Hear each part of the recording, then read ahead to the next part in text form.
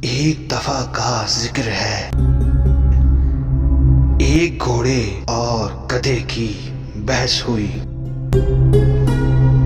घोड़े ने कहा, आसमान का रंग नीला है, जबकि गधे का कहना था कि आसमान का रंग काला है।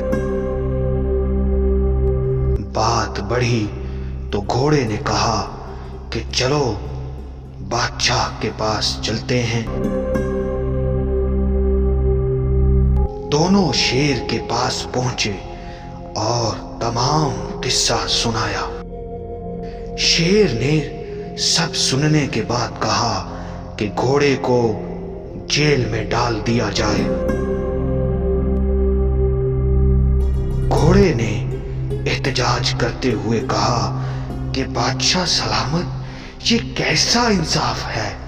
सही भी मैं हूं और जेल भी मुझे जाना पड़ेगा। बादशाह ने कहा, बात सही या गलत की नहीं है, तुम्हारा कसूर ये है कि तुमने एक गधे से बहस ही क्यों की।